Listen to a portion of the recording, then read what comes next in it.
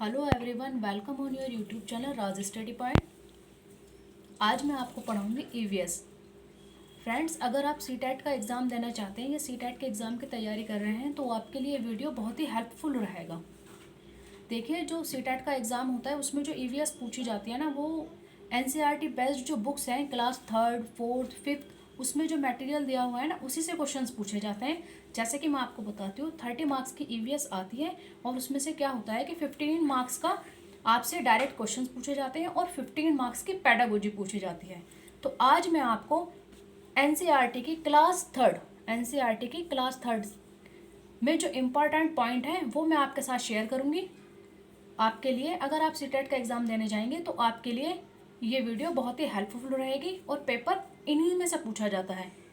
चलिए फ्रेंड, अब बात ना करते हुए मैं आपके साथ डिस्कस करती हूँ कि किस तरीके से पेपर पूछा जाता है सीटेट का।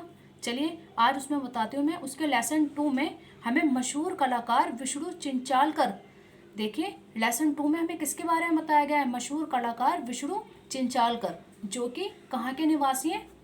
मध्य प्रदेश के।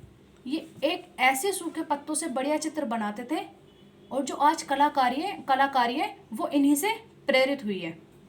तो मशहूर कलाकार के बारे में आप समझ चुके होंगे। अगर क्वेश्चन एग्जाम में पूछा जाए कि मशहूर कलाकार विष्णु चिंचालकर कौन से राज्य से बिलोंग करते हैं, तो आपका ऑप्शंस में आंसर क्या होगा? मध्य प्रदेश। तो आपको फौरन देखते ही क्या आंसर लगाना है? मध्य प्रदेश। चलिए मैं आपको और दूसरा बताती हूँ। लेसन नंबर 5 की अगर मैं बात करूँ तो लेसन नंबर 5 में बस सिर्फ चूहों के बारे में बताया गया है, उससे हटकर और कोई इंपॉर्टेंट पॉइंट नहीं है। अब मैं आपके साथ बताती हूँ, आपके साथ शेयर करूँगी लेसन नंबर 5 का इम्पॉर्टेंट पॉइंट। देखिए, चूहों में देखने की क्षमता कम होती है। चूहों में क्या होता है कि उनके अंदर देखने की क्षमता कम होती है, परंतु सूंघने की, छूने की तथा स्वाद वाली क्षमताएं बहुत ही तीव्र होती हैं। अब मैं आपको बताती हूँ चैप्टर नंबर 6, उसमें उन्होंने क्या बताया है एनसीईआरटी की किताब में। देखिए, चैप्टर नंबर 6 में बताया गया है हांगकांग के लोगों के बारे में। अब मैं आपको बताती हूँ, हांगकांग के लोगों को सांप बहुत पसंद होता है। वे लोग सांप खाते हैं। हांगकांग के लोग क्या खाते हैं? सांप। उन्हें सांप बहुत ही ज़्यादा पसंद होता है खाने में। वहाँ पर होटल में सांप का मांस बिकता है और वहाँ होटल में सांप के मांस को क्या कहते हैं? लिंगहू फैन कहते हैं। देखिए, अगर आपसे पूछा जाए कि लिंगहू फैन किसे कहा जाता है, तो सांप के मांस को लिंगहू फैन कहते हैं। अब मैं आपको बताती हूँ कश्मीर के लोगों के बारे में। देखिए, कश्मीर के जो लोग हैं उन्हें सरसों के तेल में मछली बहुत ही पसंद होती है। नेक्स्ट, गोवा में मछली किस चीज़ में खाते हैं लोग? देखिए, गोवा में जो मछली खाते हैं, गोवा में मछली नारियल के तेल से बनती है और वहाँ के लोग नारियल के तेल में ही मछली को पसंद करते हैं। अब मैं आपको बताती हूँ चैप्टर 8 में देखिए क्या बताया गया है। चैप्टर 8 में बताया गया है मैना के बारे में और उल्लू के बारे में। मैना के बारे में क्या बताया है कि मैना झटके से अपनी गर्दन आगे पीछे करती है। देखिए, अगर आ जाए कि झटके से आगे पीछे गर्दन कौन करता है? उल्लू करता है, मैना करती है, या फिर कबूतर करता है, या फिर तोता, तो आपका ऑप्शन होगा मैना करती है। और देखिए, उल्लू के बारे में क्या बताया गया है कि उल्लू अपनी गर्दन पीछे तक घुमा सकता है। देखिए फ्रेंड्स, इसमें आप कंफ्यूज नहीं होना। मैना क्या करती है? अपनी गर्दन को आगे पीछे करती है झटके से, और उल्लू क्या करता है? उल्लू अपनी गर्दन को पीछे तक घुमा सकता है। अब मैं आपको बताती हूँ आगे हाथी के बारे में। देखिए, हाथी को क्या होता है? हाथी को केले बहुत पसंद है। बस इसमें यही बताया गया है इसी चैप्टर में कि हाथी को केले बहुत पसंद है। अब मैं आपको बताती हूँ ब्रेल लिपि के बारे में। देखिए, ब्रेल लिपि आप जैसे कि जानते ही होंगे कि ब्रेल लिपि का आविष्कार जो क्या है वो लुई ब्रेल ने किया है। ये कहाँ के रहने वाले थे? ये फ्रांस के रहने वाले थे। और ये ब्रेल लिपि जो थी, किस लिए आविष्कार किया गया था इसका? तो ब्रेल लिपि का जो आविष्कार किया गया था वो ब्लाइंड लोगों के लिए किया गया था, जिससे कि ब्लाइंड लोग भी स्टडी कर सकें।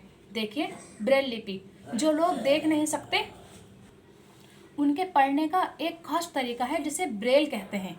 देखिए, जो लोग देख नहीं सकते ना, वो ब्रेल लिपि का उपयोग करके ही पढ़ाई करते हैं। ब्रेल मोटे कागज पर एक नुकीले औजार से बिंदु बनाकर लिखा जाता है और ये कितने बिंदुओं पर आधारित होती है? ये 6 बिंदुओं पर आधारित होती है। जैसा कि मैंने अभी आपको लुई ब्रेल के बारे में बताया कि ये कहाँ के रहने वाले हैं, ये फ्रांस के रहने वाले थे और इन्होंने ब्रेल लिपि का आविष्कार किया है। और इन्होंने मतलब ये 6 बिंदुओं पर आधारित होती है और नुकीले औजार से बिंदु बनाकर लिखा जाता है। और जिसको क्या करते हैं, जो ब्लाइंड लोग होते हैं, ब्लाइंड बच्चे होते हैं, वो उसको स्पर्श कर कर पढ़ते हैं। देखिए, फ्रांस के रहने वाले थे, उन्होंने ही अंधों को पढ़ने का एक तरीका ढूंढा, छूकर पढ़ना। अंधे क्या करते हैं, जो ब्लाइंड बच्चे होते हैं वो उसको छूकर पढ़ते हैं। और बाद में ये एक ब्रेल लिपि के नाम से जानी जाती है और ये 6 बिंदुओं पर आधारित होती है। मैंने भी आपको ये चीज़ बताई है ब्रेल लिपि के बारे में। आई होप कि ब्रेल लिपि के बारे में आप अच्छी तरह से समझ गए होंगे। चलिए अब मैं आपको बताती हूँ असम के बारे में। देखिए, असम, जैसा कि आप जानते होंगे, ये नॉर्थ ईस्ट का एक स्टेट है असम।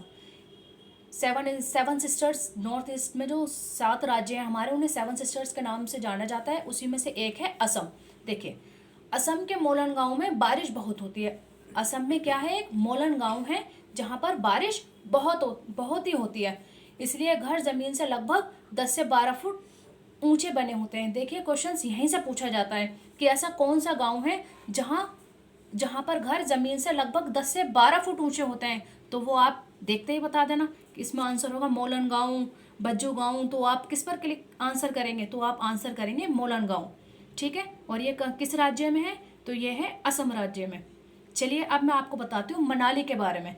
जैसा कि आप मनाली से भली भांति परिचित होंगे कि मनाली एक पहाड़ी इलाका है जहाँ पर लोग घूमने के पॉइंट ऑफ व्यू से भी बहुत जाना पसंद करते हैं। ठीक है, मनाली एक पहाड़ी इलाका है, यहाँ बारिश बहुत होती है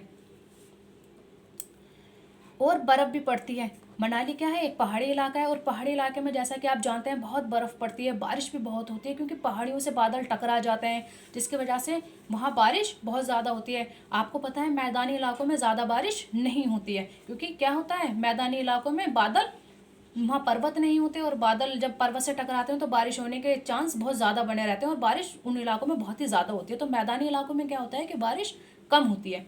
तो आप समझ गए होंगे मनाली क्या है। मनाली एक पहाड़ी इलाका है, यहाँ बारिश बहुत होती है और बर्फ़ भी पड़ती है। यहाँ मकान पत्थर या लकड़ी से बनते हैं। अगर देखिए गाइस, आपसे पूछा जाए कि मकान जो है पत्थर और लकड़ी से कहाँ बनते हैं, तो आप क्या बताएंगे कि मनाली में। मनाली में जो घर होते हैं वो मकान और पत्थर से, मकान जो है वो किससे बने होते हैं, पत्थर या लकड़ी के बने होते हैं।